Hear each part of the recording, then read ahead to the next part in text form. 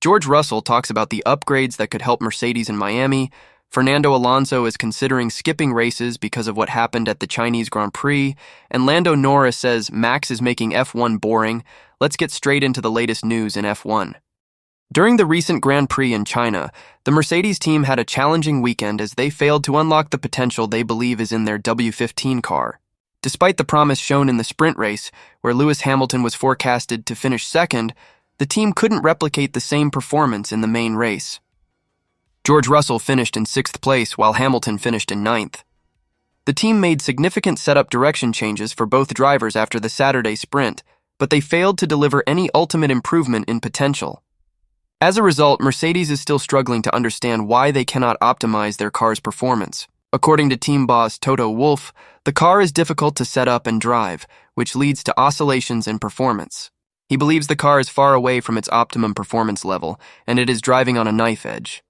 WOLFF is hopeful that the new bits they are bringing to Miami will perform well on the car. Russell suggests that the way major setup changes over the China weekend did not yield much difference in performance, indicating that Mercedes may need to accept that the car is delivering all that it is capable of right now. He believes that the team needs to focus on aggressive development and a run of upgrades to add more downforce to the car. Russell explains that there is no silver bullet and the team just needs to keep adding performance by focusing on the basics, which is in the wind tunnel and in the CFD. He suggests that the team may have reached a ceiling on what is possible with its current equipment, and they need to concentrate on adding more downforce to the car. He adds that the team has changed philosophies and concepts quite a few times now over the last 2 years, and they've understood enough so far that they just need to add downforce. He believes that no matter what concept they're on, they need to have as much downforce as possible, and they'll deal with the limitations thereafter.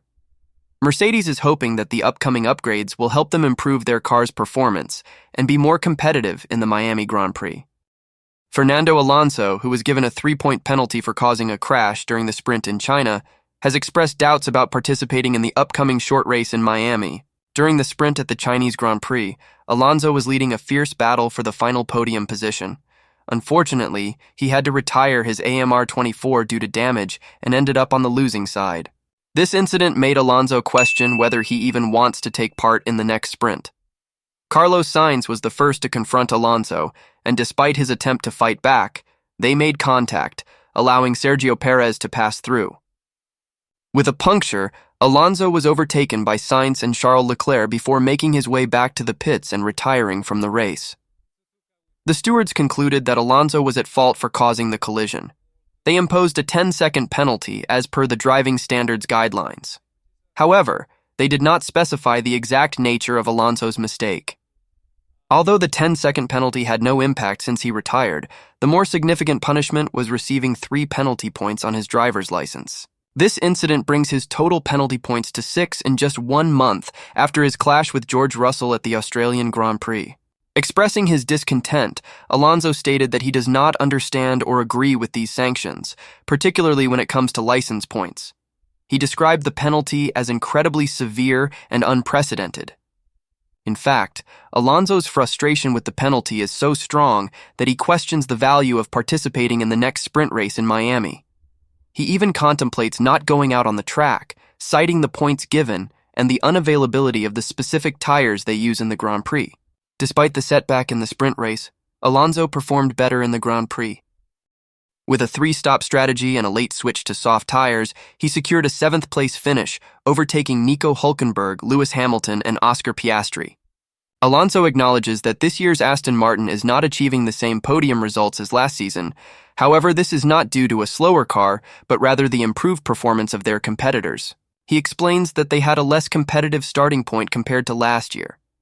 The current car is actually better, as demonstrated by its nearly 1.5-second improvement compared to last year's model, which was evident in Japan.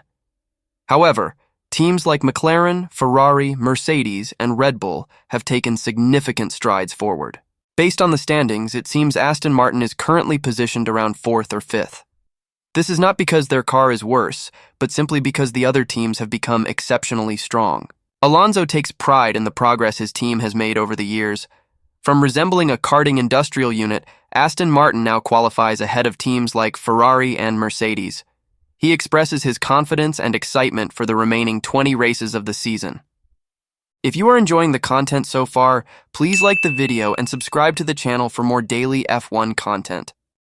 McLaren driver Lando Norris has expressed his concern over the dominance of Max Verstappen in Formula One, stating that it is having a negative impact on the fans. Despite the introduction of new ground effect regulations aimed at creating overtaking-friendly cars and bunching up the pack in 2022, Verstappen's rise to an unstoppable level has been triggered, with him and his Red Bull team looking set for a third title double in a row and a fourth successive driver's title for the Dutchman. Norris, who finds himself in the chasing pack trying to lay a glove on Verstappen, believes that the Dutchman's stranglehold on F1 is unhealthy for the fan base.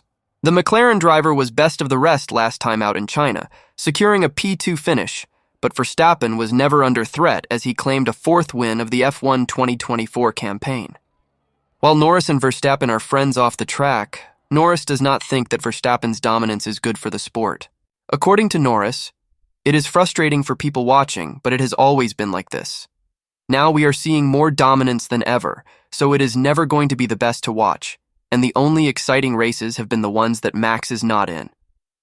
He doubled down on the idea that Verstappen's dominance is a turnoff for F1 fans, saying, "Of course it is going to be.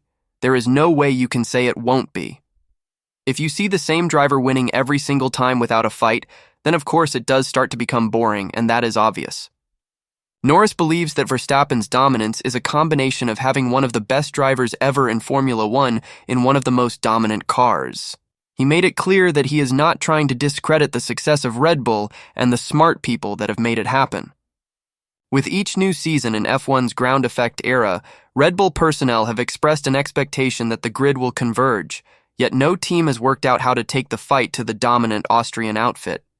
Norris believes that F1 is approaching a point of plateau, but it is not realistic to expect a team to suddenly jump up to Red Bull's level. "Am I surprised how far Red Bull is ahead? No," said Norris. "When you know how tricky it is to get it right, then it makes sense. They are just smart people. You hope teams plateau, and we are starting to get there, but at the same time, to suddenly jump and catch them, Red Bull, it just doesn't work like that." Verstappen is currently leading the Drivers' Championship by 25 points over his Red Bull teammate, Sergio Perez. Lando Norris was recently blasted online for saying something regarding Max Verstappen. Here's the video going over that news and more. I'll see you there.